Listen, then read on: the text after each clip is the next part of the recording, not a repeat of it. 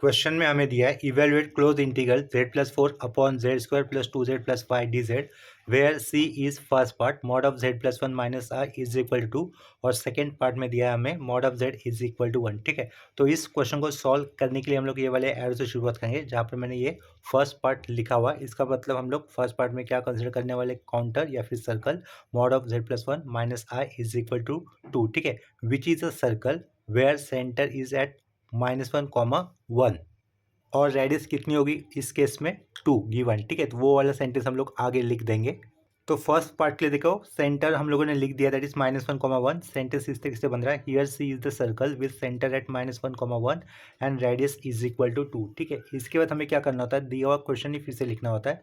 तो हम लोग आगे क्या लिखेंगे, इन क्लोज इंटीग्रल लिखा, ऊपर वाला पार्ट क्या है z+4 और ये डिनोमिनेटर में क्या दिया उन्होंने z² + 2z + 5, यहाँ पे साइड में क्या होगा dz होगा। ठीक है, इसके आगे हमें इस क्वेश्चन के लिए पोल्स निकालने होंगे। ठीक है, पोल्स निकालने के लिए हमेशा हम लोग डिनोमिनेटर में दिया हुआ पार्ट ही कंसिडर करते हैं। तो आगे क्या लिखेंगे, अभी हम लोग 2 गेट पोल्स लिख लेते हैं। ठीक है, 2 गेट पोल्स लिखा, तो 2 गेट पोल्स डिनोमिनेटर वाला जो भी पार्ट दिया आपको वो इक्वल टू 0 रखना होगा। तो वो क्या कर देंगे हम लोग, z² + 2z + 5 इसे इक्वल टू 0 कर देंगे। ठीक है, देयरफॉर ये z² होने के कारण हमें 2 रूट मिलेंगे, तो उसे कैलकुलेटर से सॉल्व कर लेते हैं।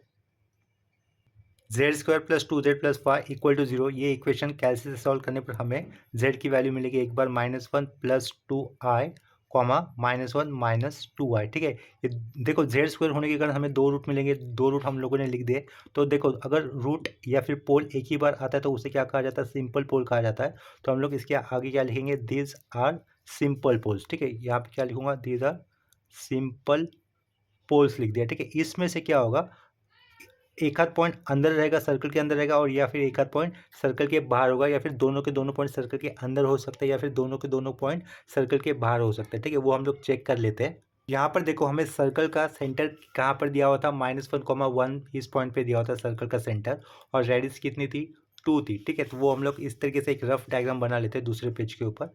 अगर आप लोग चाहते हो तो मेन आंसर शीट पे भी इस तरीके का डायग्राम बना सकते हो, वो ऑप्शनल रहेगा। ठीक है, वो आपकी मर्जी रहेगी। पहले -1, 1। ठीक है, -1 यानी कि एक एक्सिस पे इधर ये -1 लिखा, और 1 यानी कि ऊपर की तरफ ये 1 हो गया। ठीक है, ये -1, 1 हो गया, जिसको मैंने प्लस साइन से, मतलब यहाँ से प्लस से डिनोट किया। ठीक है, ये सेंटर ये इस प्लस वाले पॉइंट पे, रेडियस कितनी है, 2 है, इधर से लेकर 1 यूनिट और इसके आगे 1 यूनिट, यानी कि ये डिस्टेंस 2 हो गया, रेडियस जितना, इधर से लेकर 1 हो गया और उसके पीछे ये 2 हो गया। ठीक है, तो ये भी एक रेडियस जितना डिस्टेंस हो गया। ठीक है, ऊपर एक यूनिट है और उसके ऊपर और एक यूनिट है। ठीक है, रेडियस 2 थी, इधर से लेकर 1 यूनिट था और उसके नीचे 1 यूनिट था, यानी कि इधर होगा। ठीक है, ये रेडियस 2 यूनिट होगी। तो इस तरीके से क्या बनेगा, वो सर्कल बनेगा जिसकी रेडियस कितनी आने वाली है, 2 आने वाली है। ठीक है, ये समझ लो आप लोग डायग्राम को।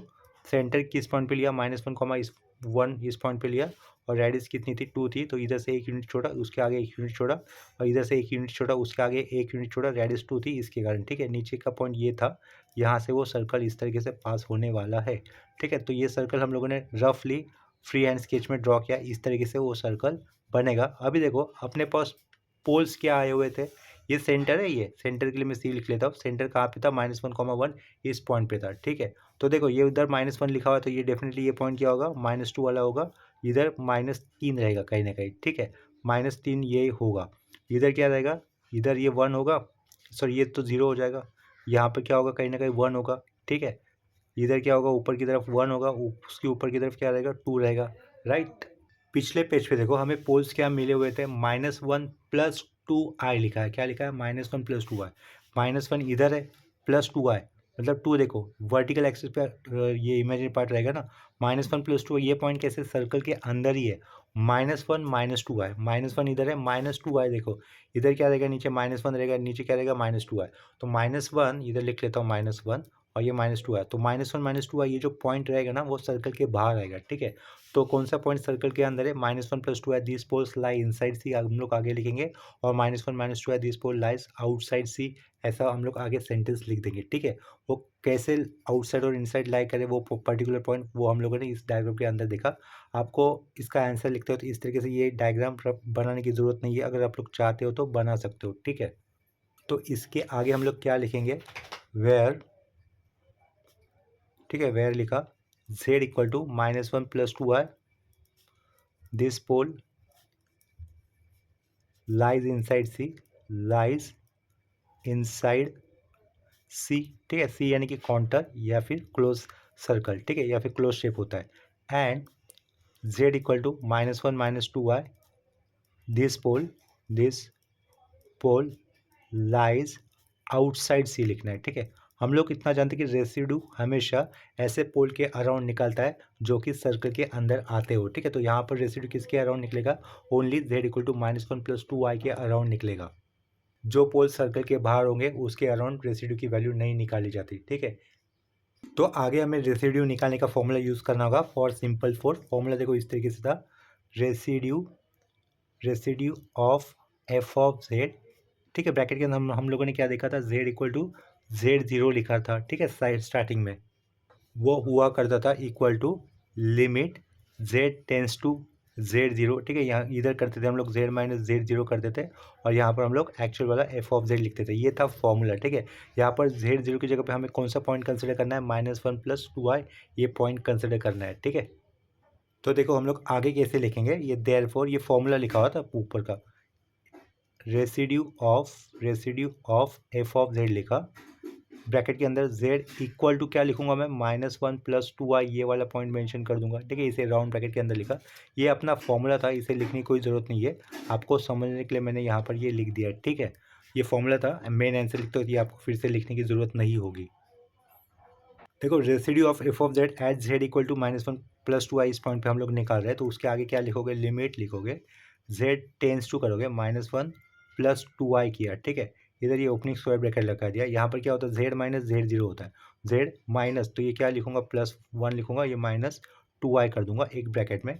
इधर मुझे क्या लिखना होता है, एफ ऑफ जेड, सिर्फ एफ ऑफ जेड ये था आपके पास, क्या, Z+4 अपॉन Z² + 2Z+5, वो लिख देंगे हम लोग, Z+4 लिखा, अपॉन में क्या लिखूंगा मैं, Z² + 2Z, ठीक है, 2Z+5। लेकिन ये ब्रैकेट के अंदर जो लिखा हुआ पार्ट है डिनोमिनेटर में, वो क्वाड्रेटिक इक्वेशन है, जिसके फैक्टर हम लोगों ने क्या निकाले थे, देखो -1 + 2i, -1 - 2i लिखे थे, ठीक है। तो डिनोमिनेटर वाले टर्म को हम लोग उसके फैक्टर के टर्म में लिख सकते हैं नेक्स्ट स्टेप में। तो वो कैसे लिखेंगे, देखो ये इक्वल टू लिखा हम लोगों ने, लिमिट लिखा, z टेंस टू क्या होगा, -1 + 2i होगा, ये as it is, opening square bracket होगा। इधर क्या होगा, Z+1 -2i रहेगा ब्रैकेट के अंदर, ठीक है। ऊपर का ये Z+4 एज इट इज़ रख दिया हम लोगों ने, ब्रैकेट के अंदर लिख दिया। अपॉन में देखो क्वाड्रेटिक इक्वेशन था, उसके फैक्टर हमें मिले थे, तो वो उसके फैक्टर के टर्म में अगर लिखना है तो कैसे लिखूंगा मैं, Z+1 -2i एक ब्रैकेट के अंदर रहेगा और दूसरे ब्रैकेट में क्या रहेगा, Z+1, ठीक है, +2i होगा, ठीक है। ये क्या लिखा, Z+1 +2i लिखा। यहाँ से कौन सा टर्म कैंसिल हो रहा है, ये पहला वाला Z+1 - 2i, Z+1 - 2i, वो कैंसिल, वो टर्म कैंसिल होने का जो बचता है वो हम लोग लिख देंगे, ये इक्वल टू, ठीक है। यहाँ पर क्या होगा, limit z tends to -1 + 2i रहेगा, ठीक है। यहाँ से बचा हुआ पार्ट क्या था, Z+4 था, अपॉन में क्या था, Z+1 + 2i था। यहाँ पे हम लोग एक राउंड ब्रैकेट लगा देंगे, ठीक है। नेक्स्ट स्टेप में हमें इसको डायरेक्ट लिमिट की मेथड से सॉल्व करना होगा। लेफ्ट साइड में क्या होगा, ये residue of F of Z at Z equal to -1 + 2i, ये वाला लाइन रहेगा, ठीक है। तो ये इक्वल टू, यहाँ पर हम लोग इक्वल टू के आगे डायरेक्ट लिमिट का मेथड अप्लाई करेंगे, यानी कि जेड की जगह पर क्या लिखे होगे आप लोग, -1 + 2i लिखे होगे, ठीक है। तो -1 + 2i ये लिखा हम लोगों ने जेड की जगह पे, आगे का ये 4 रहेगा, ठीक है। डिनोमिनेटर में भी जेड की जगह पे क्या लिखे होगे आप लोग, -1 + 2i लिखे होगे, आगे का क्या था, ये 1 + 2i था, ठीक है। तो +1 - 1 कैंसिल, डिनोमिनेटर में 2i + 2i 4i रहेगा, ठीक है। तो यहाँ पॉन में ये 4i मैंने पहले लिखा, 4 - 1 3, 3 + 2i, ठीक है। ये वैल्यू हमें मिलेगी, ठीक है। तो लास्ट में फिर से एक बार मेंशन कर देते, देयरफॉर रेसिड्यू, ठीक है, residue of F of Z लिखा, ब्रैकेट के अंदर क्या लिखूंगा, एट जेड इक्वल टू -1, क्या था यहाँ पर पॉइंट, 2i था, ठीक है, -1 + 2i था, तो +2i, वो हमें कितना मिला, इज इक्वल टू 3 +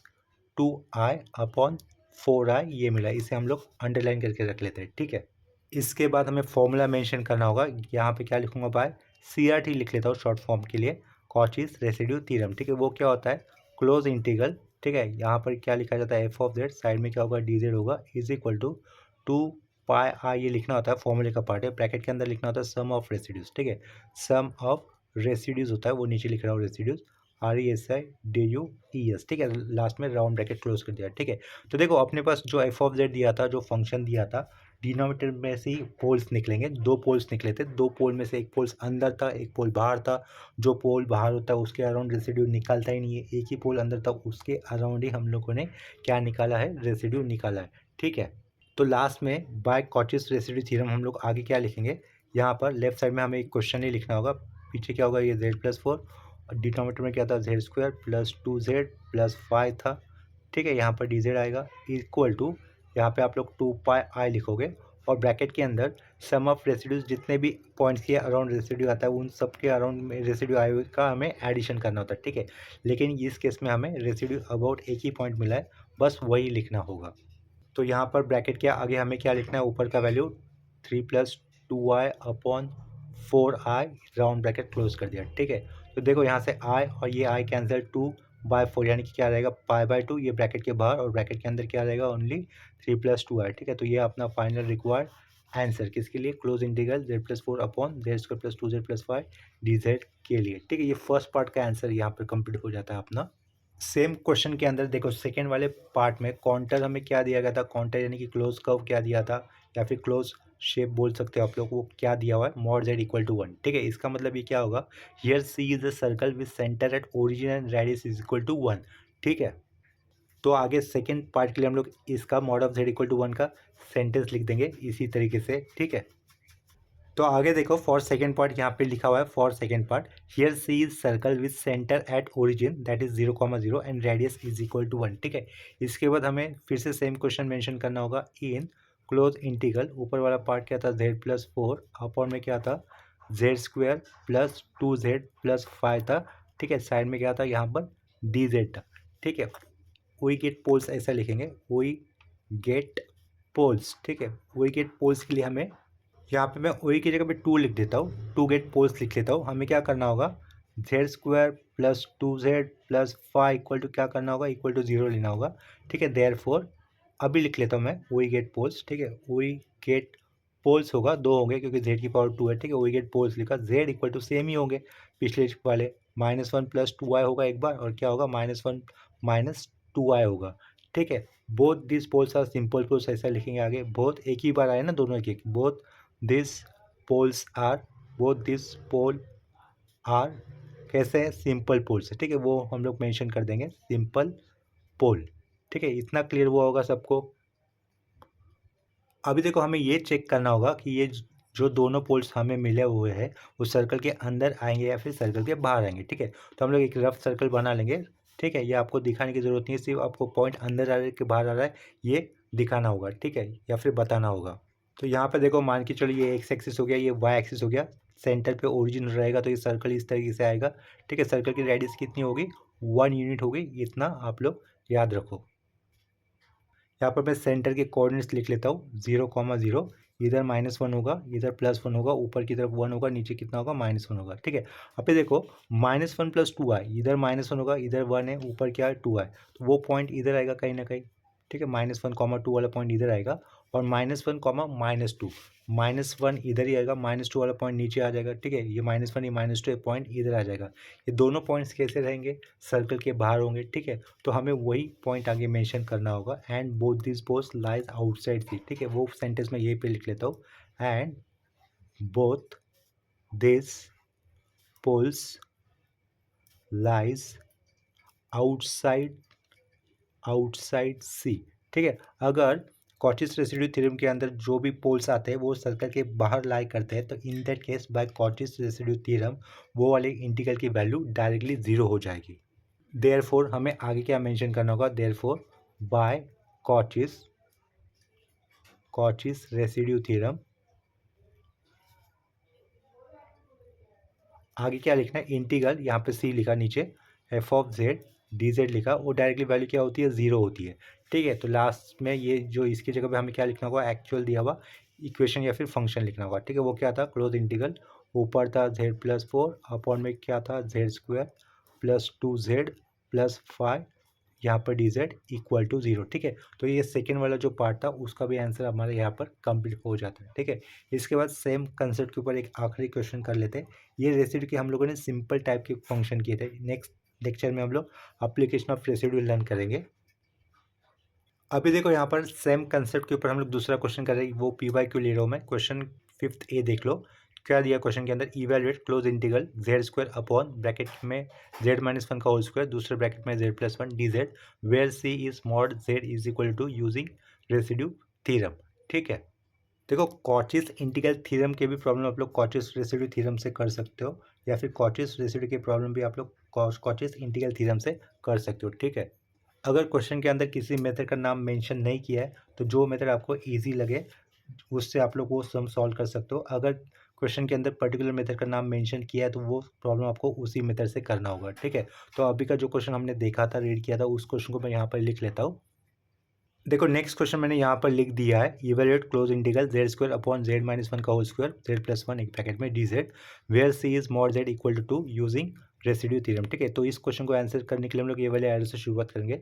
सबसे पहले हमें क्या लिखना होगा, हियर सी का मतलब काउंटर यानी कि क्लोज सर्कल या फिर क्लोज शेप। ठीक है, जो भी होगा वो, here C is mod Z का मतलब सर्कल ही होता है, तो हम लोग लिख देंगे हियर सी इज सर्कल।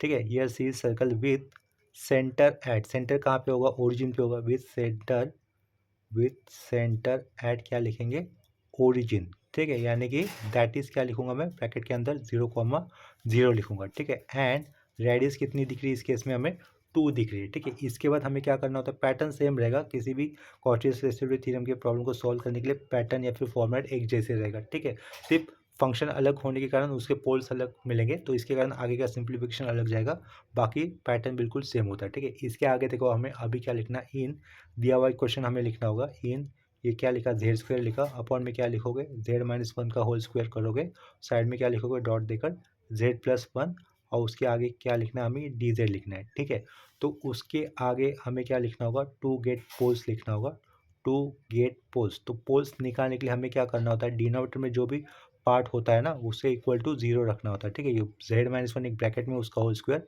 और यहाँ पे क्या लिखा, Z plus one is equal to 0। ठीक है, तो उसके आगे हमें यहाँ से पोल्स क्या मिल रहे हैं, वी गेट पोल्स। ठीक है, ऐसा लिख देंगे, वी गेट पोल्स, तो जेड इज इक्वल टू कर देता हूँ, Z minus one equal to, sorry Z minus one का whole square dot Z plus one. तो यहाँ पे हमें पोल्स क्या मिलेंगे, एक बार जेड की वैल्यू क्या मिलेगी, -1, और एक बार जेड की वैल्यू +1 मिलेगी। ठीक है, तो देखो जेड माइनस वन का होल स्क्वायर है तो जेड इक्वल टू 1, ये पोल 2 बार आएगा, और Z plus one equal to 0 है तो ये जेड इक्वल टू -1 होगा। ठीक है, इनमें से जेड इक्वल टू -1 ये जो पोल है वो सिंपल पोल है क्योंकि वो एक ही बार आया है, और जो जेड इक्वल टू 1 है ये पोल ऑफ ऑर्डर 2 रहेगा क्योंकि वो 2 बार रिपीट हुआ है। ठीक है, तो यहाँ पर हम लोग पोल्स क्या मिले, विकेट पोल्स लिखा है हम लोगों ने, Z equal to -1, 1 out of this. ठीक है, आउट ऑफ दिस इनमें से 1 पोल इज ऑफ ऑर्डर 2, हमें आगे मेंशन करना है, out of this Z is equal to 1 is a pole of order 2। ठीक है, and Z equal to -1 is a simple pole, जो एक ही बार आता है उसे सिंपल पोल कहा जाता है। ठीक है, इज अ सिंपल पोल, पोल को सिंपल वर्ड में आप लोग रूट भी कंसिडर कर सकते हो। ठीक है, इसके बाद अभी आपको डिसाइड करना है कि ये जो आए हुए पोल्स है वो सर्कल के अंदर लाई कर रहे हैं कि सर्कल के बाहर लाई कर रहे हैं। तो उसके लिए देखो हम लोग यहाँ से एक सर्कल ड्रॉ कर लेंगे, ये आप लोग पेपर में आंसर शीट में इस तरीके का डायग्राम बना सकते हो या फिर नहीं भी बना सकते हो, ये आपकी चॉइस रहेगी। ठीक है, तो देखो ये इमेजिनरी मतलब ये सर्कल हम लोग ड्रॉ कर लेते हैं, इस सर्कल का रेडियस कितना होगा, 2 होगा। ठीक है, और सेंटर कहाँ पे होगा, ओरिजिन पे होगा, ऐसा मान लो, ओरिजिन पे आ गया सेंटर, यहाँ से लेकर यहाँ तक का डिस्टेंस 2 है, और यहाँ से लेकर यहाँ तक का डिस्टेंस 2 है, ऊपर तक का यहाँ से लेकर यहाँ तक का डिस्टेंस 2 है, और यहाँ से 2 है, क्योंकि रेडियस कितनी थी, 2 थी। ठीक है, पॉइंट्स क्या हमें मिले, 1, जेड इक्वल टू 1 तो ये पॉइंट इधर रहेगा, और जेड इक्वल टू -1 ये पॉइंट इधर रहेगा।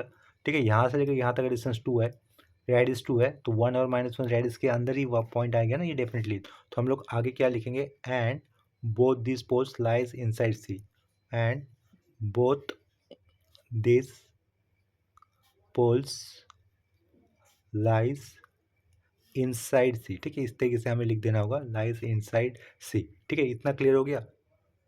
अभी नेक्स्ट स्टेप में हमें रेसिड्यू निकालने का काम करना होगा। हम लोग इतना जानते हैं कि रेसिड्यू हमेशा ऐसे पोल के अराउंड निकलता है जो पोल्स सर्कल के अंदर आते हो। ठीक है, तो सबसे पहले हम लोग ये सिंपल पोल के लिए रेसिड्यू निकाल लेंगे। तो इस बार मैं फॉर्मूला नहीं लिख रहा हूँ, फॉर्मूला जो मैंने पिछली बार लिखा था सिंपल पोल के लिए वो नहीं लिख रहा हूँ, डायरेक्टली मैं पोल की वैल्यू कैलकुलेट करने वाला काम करूँगा। यहाँ पे पीछे क्या लिखा, देयरफॉर रेसिड्यू लिखा, residue of F of Z. ठीक है, ये हो गया लिखकर, ब्रैकेट के अंदर क्या लिखेंगे, at Z is equal to -1 कर देंगे, ठीक है। तो ये इक्वल टू आएगा, यहाँ पर लिमिट लिखा जाएगा, यहाँ पर z टेंस टू -1 लिखा जाएगा। ब्रैकेट के अंदर क्या करोगे आप लोग, z इक्वल टू -1 है तो यहाँ पर z+1 करोगे, ठीक है। एक राउंड ब्रैकेट लगा दोगे, साइड में f ऑफ z लिखना होगा। f ऑफ z क्या दिया होता है देखो क्वेश्चन के अंदर, z² अपॉन z-1 का होल स्क्वायर, साइड में z+1, ठीक है। तो यहाँ पर हमें क्या लिखना होगा, जो f ऑफ z दिया था क्वेश्चन के अंदर वही लिखना है, z², एक ब्रैकेट के अंदर z-1 स्क्वायर और एक ब्रैकेट में z+1 round bracket close, last में ये स्क्वायर ब्रैकेट क्लोज, ठीक है। यहाँ से z+1 कैंसिल, बचे हुए टर्म लिख देंगे हम लोग। लेफ्ट साइड में रहेगा लिमिट z टेंस टू -1, यहाँ से बचे हुए टर्म ऊपर है z², नीचे क्या है z-1 का होल स्क्वायर है, ठीक है। तो डायरेक्ट लिमिट के मेथड से हम लोग अगर इसे इवेल्यूट कर लेते, z की जगह पे क्या रखना होगा, -1 रखना होगा, तो रख दिया। इधर भी z की जगह पे -1 रखा, आगे का ये -1 एक राउंड ब्रैकेट के अंदर उसका होल स्क्वायर, -1 का स्क्वायर +1 होता है, ब्रैकेट के अंदर -2 उसका स्क्वायर बनेगा +4, ठीक है। तो ये 1/4 वैल्यू मिलेगी कब, residue of f of z at z equal to -1 पे, ठीक है।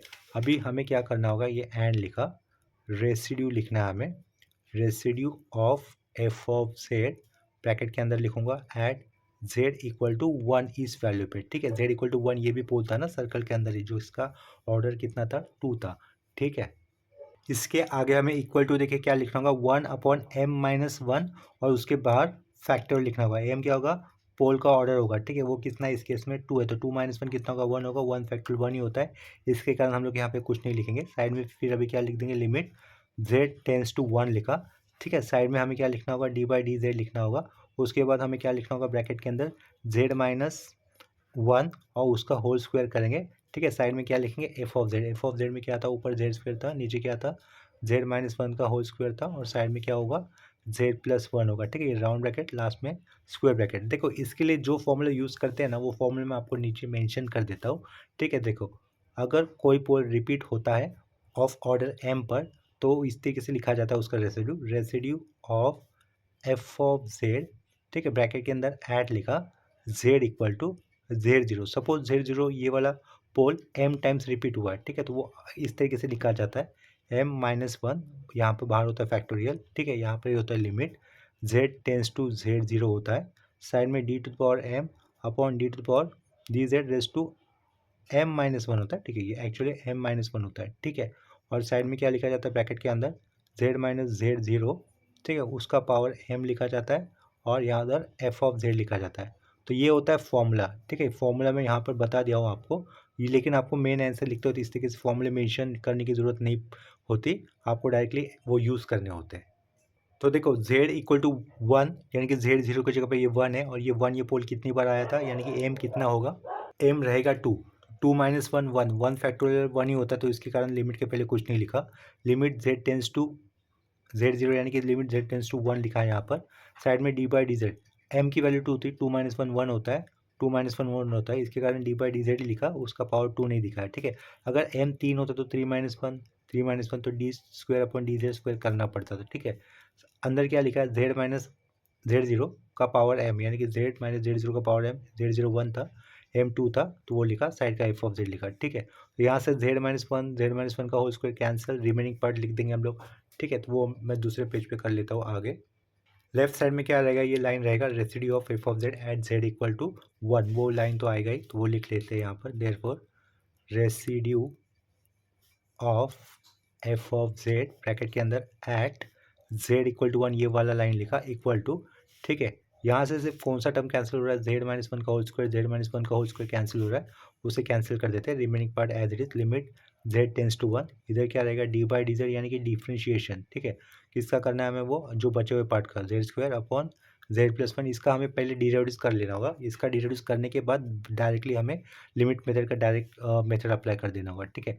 तो पहले डिराइव्ड अप्लाई कर देते हैं, लिमिट z टेंस टू 1 लिखा, ठीक है। ऊपर वाला फंक्शन u है, नीचे वाला फंक्शन v है, ठीक है। तो u अपॉन v रूल आपको पता होना चाहिए सबको, डिराइव्ड का क्या होता है वो, ठीक है। पहले मैं रूल को अप्लाई कर देता हूँ, बाद में रूल लिखूंगा, ठीक है। पहले क्या किया जाता है, v का स्क्वायर, ठीक है। तो v की जगह पे क्या आया हुआ है, z+1, तो ये z+1 का होल स्क्वायर कर दिया मैंने, v से शुरुआत होगी तो ये z+1 मैंने फिर से लिखा है यहाँ पर। z² का डिराइव्ड क्या होगा, 2 टाइम्स ऑफ z होगा, बीच में माइनस, ठीक है। माइनस के बाद ये वाला टर्म हमें लिखना होता है, ये माइनस को ऊपर लिखा ज़रा, ठीक है। उसके बाद ये वाले पार्ट का, नीचे वाले पार्ट का डिराइव्ड, z+1 का डिराइव्ड कितना होगा, 1 होगा, ठीक है। तो ये हो गया अपना सिंप्लीफिकेशन। तो इक्वल टू फिर से लिमिट लिख लेता हूँ, z टेंस टू 1 लिख लेता हूँ, opening bracket z into 2z कितना होगा, 2z स्क्वेयर होगा, प्लस दिया 1 इंटू 2z होगा, minus Z square into 1 minus Z square होगा, अपॉन नीचे क्या z प्लस 1 का होल स्क्वेयर, इधर स्क्वायर ब्रैकेट क्लोज। ठीक है। तो देखो नेक्स्ट स्टेप में देखो 2z square minus Z square, कितना Z square, single Z square रहेगा, 2z square minus Z square single Z square रहेगा। तो equal to limit z tends to 1, ऊपर सिंगल जेड स्क्वायर लिखा, आगे ये प्लस 2z लिखा, अपॉन में क्या रहेगा, ये z प्लस 1 का होल स्क्वायर। ठीक है, इधर ये क्लोजिंग स्क्वायर ब्रैकेट। अभी हम लोग यहाँ पर लिमिट का डायरेक्ट मेथड अप्लाई कर लेते हैं, तो z की जगह पे क्या रखना है, मुझे 1 रखना है, 1 स्क्वायर 1 हो जाएगा। ठीक है, आगे ये 2 टाइम्स ऑफ 1 रहेगा ब्रैकेट के अंदर, 1 प्लस 1 और उसका भी होल स्क्वायर। ठीक है, तो ये वैल्यू कितनी मिल रही है हमें फाइनली, 3/4 मिलेगी, जिसे हम लोग अंडरलाइन कर देंगे। ठीक है, तो देखो ये वाले पॉइंट पे हम लोगों ने डेरिवेटिव्स का U by V rule apply किया था अंडरलाइन किए हुए पॉइंट पे। वो मैं रूल क्या होता है वो बता देता हूँ। इफ़ y इक्वल टू, अगर u अपॉन वी ऐसा फॉर्मूला होता है ना डेरिवेटिव्स का, देन इसका डिफ्रेंशिएट करने पर y का तो बन जाएगा क्या, dy by D X is equal to, पहले सेंटर लाइन देके नीचे वाले फंक्शन का मैं स्क्वायर लिख लेता हूँ, यानी कि v का स्क्वायर लिखा, फिर पहले v लिखना होता है, फिर u वाले फंक्शन का डिफ्रेंशिएट करना होता है, फिर माइनस माइनस, फिर u वाला पार्ट देकर हमें v वाले फंक्शन का डिराइव्स करना होता है। ठीक है, ये फॉर्मूला हम लोगों ने कहाँ पे अप्लाई किया, इधर नीचे वाला पार्ट v माना था, पहले मैंने उसका v स्क्वायर लिखा था, फिर ये पार्ट एज इट इज इधर रखा था, ऊपर वाले पार्ट का डिफ्रेंशिएशन 2z माइनस, फिर ये z square as it is, फिर नीचे वाले पार्ट का डिराइवेटिव्स। ठीक है, तो वो देखो ये बेसिक फॉर्मूला है, क्लास 12 में लर्न किया हुआ या फिर क्लास 11 में लर्न किया हुआ बेसिक फॉर्मूला डिराइवेटिव्स का। ठीक है, तो उसे लिखना नहीं है इस तरीके से आंसर लिखते हो, आपको अभी समझने के लिए मैंने सिर्फ ये फॉर्मूला मेंशन कर दिया यहाँ पर। नेक्स्ट स्टेप में अभी आप लोग क्या लिखोगे, बाय कॉचीज रेसिड्यू थ्योरम हमें इस तरीके से मेंशन करना होगा, ये आपको मेंशन करना ही है, ये बाय कॉचीज रेसिड्यू थ्योरम। ठीक है, बाय कॉचीज रेसिड्यू थ्योरम क्या होता है, इंटीग्रल, यहाँ पर आप लोग सर्कल लिख सकते हो या फिर नीचे सी लिख सकते हो, या फिर दोनों भी दिखा दिया तो भी चलेगा। इस तरीके से सर्कल दिखा दिया, नीचे सी लगा दिया, इधर F of Z D Z. ठीक है, ये या फिर इन दोनों में से कोई एक साथ सिंबल दिखा दिया तो भी चलेगा। ठीक है, लेकिन सिंपल नहीं रखना है, सिंपल इंटीग्रेशन नहीं रखना है। ठीक है, एक तो सी भी दिखाओ, सर्कल भी दिखाओ, या फिर सिर्फ सर्कल दिखाओ, या फिर सिर्फ सी दिखाओ, लेकिन सिंपल इंटीग्रेशन नहीं लिखोगे, कॉचीज रेसिड्यू थ्योरम लिखोगे तब। ठीक है, वो क्या होता है, इक्वल टू के आगे 2πi लिखा जाता है और ब्रैकेट के अंदर लिखा जाता है सम ऑफ रेसिड्यूज। ठीक है, तो ब्रैकेट के अंदर मैं लिख दूंगा सम ऑफ रेसिड्यूज लिखा। ठीक है, ये राउंड ब्रैकेट क्लोज कर दिया, रेसिड्यू का स्पेलिंग ठीक से आया नहीं, आप लोग कुछ समझ लो।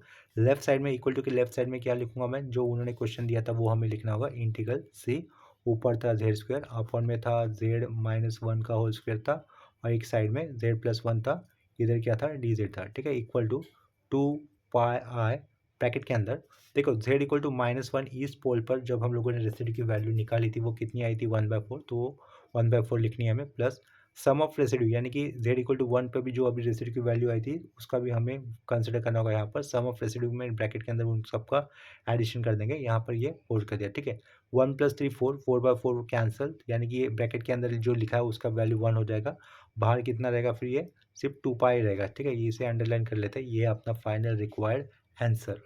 रेसिड्यू इस कंसेप्ट के ऊपर ये अपना थर्ड लेक्चर था। ठीक है, इसके बाद नेक्स्ट लेक्चर में भी मैं रेसिड्यू टॉपिक ही कंटिन्यू करवाऊंगा, लेकिन वो वाले टॉपिक शायद मुंबई यूनिवर्सिटी को एग्जाम में नहीं आएंगे, पिछले कुछ सालों से उस कंसेप्ट के ऊपर एग्जाम में क्वेश्चन नहीं पूछे जा रहे। ठीक है, फिर भी मैं उस टॉपिक को आगे कंटिन्यू करवाऊंगा, शायद दूसरे यूनिवर्सिटी के स्टूडेंट्स को वो टॉपिक एग्जाम में आते वो उस पॉइंट ऑफ व्यू से।